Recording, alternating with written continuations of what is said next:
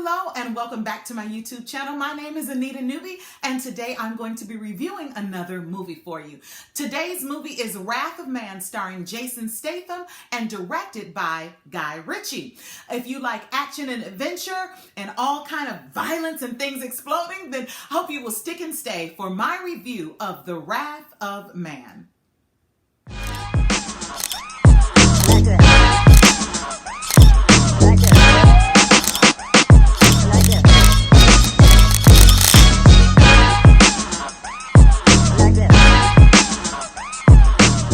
So before we get into the meat of this film, I just want to say if you have already subscribed to my channel, thank you so much. If you haven't, please do so at this time. And I would love for you to share, like, comment, and just subscribe so that I know you're out there and you're enjoying the content. If you have specific movies that you would like for me to review, even if they're not new movies, but they're older, I'm willing to do that as well. Just link that in the comments. All right, so let's get to it. Wrath of Man. This is an action adventure film, obviously with Jason Statham being at the helm. That's what we come to know and love and expect. And I was delighted by what was presented by him in this film.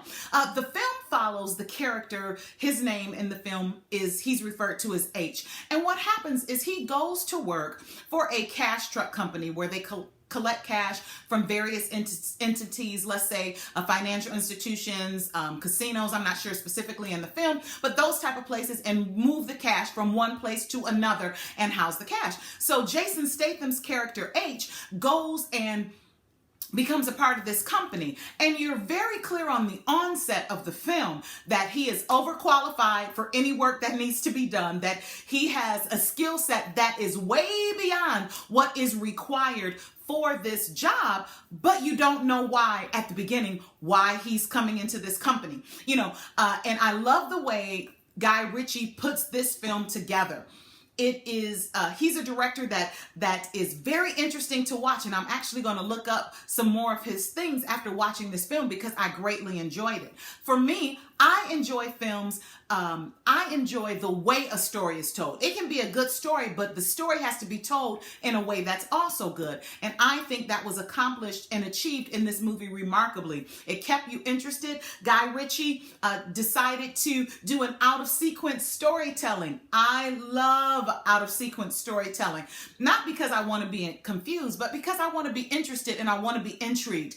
And a lot of times I feel like when a story is told out of sequence, you see that your emotional process with the story changes a little bit. Sometimes if it's told in sequence, you don't have an opportunity. You know who's the good guy, you know who's the bad guy up front, and you know what the crime was, and you know what happened, and you know what needs to be, where justice needs to come in. But when it's told out of sequence, you don't know that. So you're looking at it from a different lens. And I truly enjoy that. I love watching a movie that feels like a puzzle, as long as it's well done, and as long as it's deliberate by the filmmakers. Because sometimes movies are puzzles and you're like, what did I just watch? And that was not the point.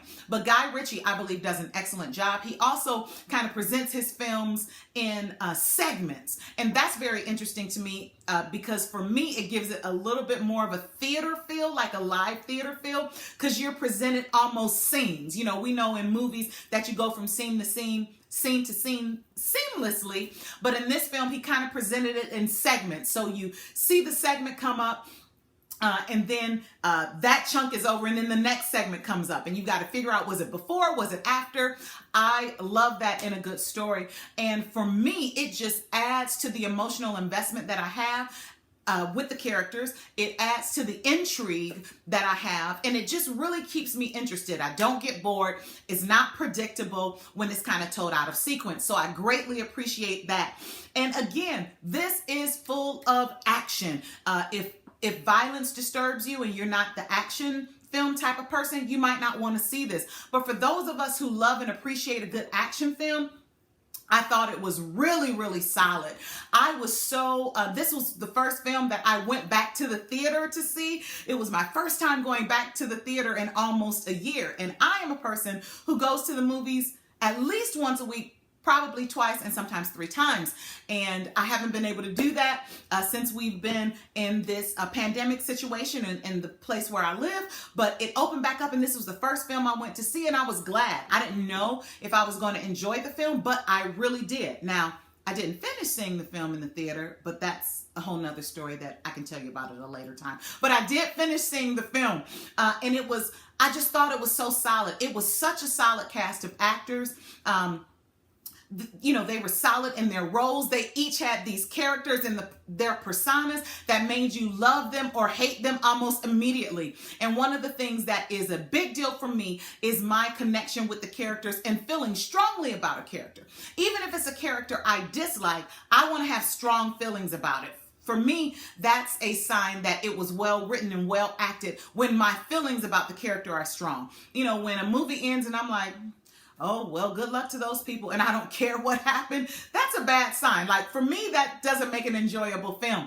So these characters, all the different people that worked in the cash truck company, they were very believable. Then you have another set of people who Jason Statham's character had worked outside of the cash company. So you have that group of people, and they were believable. So I really did enjoy the film. I thought, and there was Andy Garcia was in the film. I don't know why I want to bring that up, but I like me some Andy Garcia. It's something so smooth, so suave about him. And when he shows up, it just makes me happy. I tell you, I was in the theater, and when I saw his face, I got excited because he is about as smooth as they come. He didn't have a huge role, but it was very impactful when he was there. And I felt like in the first 45 minutes of the movie that Jason Statham probably had like 50 words total, but it was perfection. Clearly, I'm exaggerating. He had more than that. But his wording, it was so concise.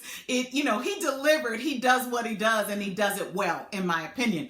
I like him as an action star. I enjoy watching him. I enjoy watching this style of film. Not just that it's an action adventure, but I love the non-sequential storytelling. I love that in each segment where the story is told, you get a little backstory about maybe a different character. You see a little different background, and it just adds layers. So I thought that the layering of the storytelling was very well done, and I thought it was well built. I thought the action was just fun. As fun as violence and murder and, can be.